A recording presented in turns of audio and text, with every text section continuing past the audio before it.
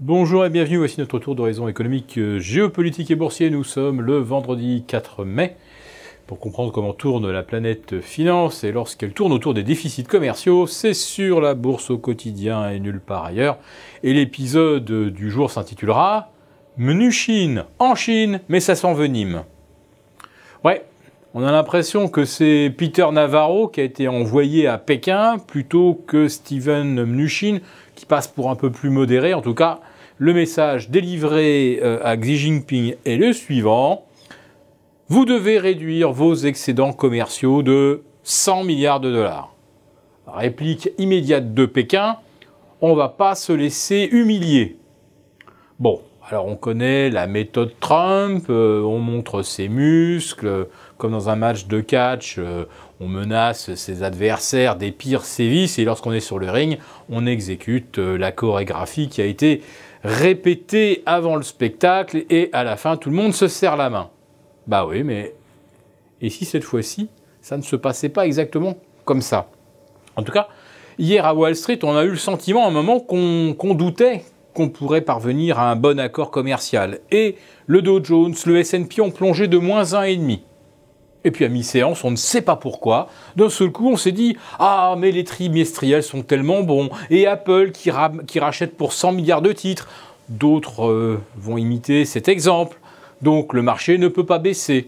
Enfin, il ne peut surtout pas baisser lorsqu'il s'approche de seuils de rupture que tous les chartistes ont identifiés, comme par exemple la moyenne mobile à 200 jours sur le S&P ou sur le Dow Jones.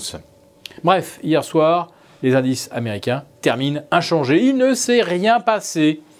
C'est comme si les Américains n'avaient pas menacé les Chinois non plus. C'est comme si Tesla n'avait pas plongé de -8%. C'est comme si Israël ne mettait pas la pression pour faire sauter l'accord sur le nucléaire iranien. Enfin bref, c'est toujours comme s'il ne se passait rien, comme si, par exemple, l'ISM des services n'avait pas chuté de 2% au mois d'avril.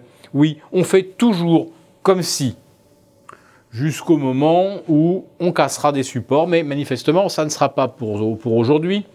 Et le CAC 40 va finir la semaine, semble-t-il, en roue libre.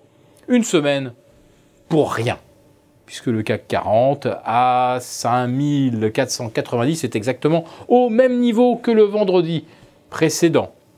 Non, rien n'a changé cette semaine, sauf quand même le dollar, qui a franchi la barre des 1,20 contre euro, qui s'attaque maintenant au 1,1950. Et si on enfonce les 1,1950, on ira probablement chercher les 1,16. Et j'ai même d'ailleurs lu quelque part qu'on pourrait aller jusqu'à 1,15. Comme je le disais hier, si on avait 3% de hausse supplémentaire sur le dollar, ça pourrait nous valoir 3% de hausse supplémentaire sur le CAC 40. Oui, mais aussi 3% de baisse supplémentaire à Wall Street. Et là, eh bien là, on aura cassé ces fameux supports ascendants moyen terme. Et si Wall Street casse ses supports, le CAC 40 ne gagnera jamais les 3% que la hausse du dollar lui aurait permis mécaniquement de gagner. Autrement dit, on est probablement à la croisée des chemins, avec un CAC 40, Global Return, toujours au-delà des 14 000 points. Et c'est là qu'on réalise à quel point le CAC 40 a pris de l'avance sur le DAX, qui malgré le sursaut des dernières 48 heures, le DAX a repris quand même pratiquement 2% cette semaine, le CAC 40 0, eh bien le DAX est toujours à 12 400, à comparer avec 14 000 sur le CAC 40. Autrement dit, le CAC a non seulement de l'avance sur le DAX, il en a maintenant également sur les indices américains depuis fin janvier, et pas qu'un peu, puisque le S&P, le Nasdaq et le Dow Jones perdent plus de 10%, tandis que le CAC 40, lui, en prend, allez, on va dire 1, c'est symbolique, prend 1%, mais tout de même, le différentiel par rapport aux places américaines, il est largement supérieur au gain du dollar face à l'euro. Autrement dit, le CAC 40, il est devant et pas en retrait, comme on peut le lire tellement souvent et de façon complètement erronée, que le CAC 40 est tellement loin de ses sommets de 2000, tellement loin de ses sommets de 2007. Non, le CAC 40 est à 2 fois pratiquement sa valeur de la fin de l'année 2007. Donc on est extrêmement bien valorisé. Le CAC 40 teste actuellement des résistances historiques, celle de fin janvier.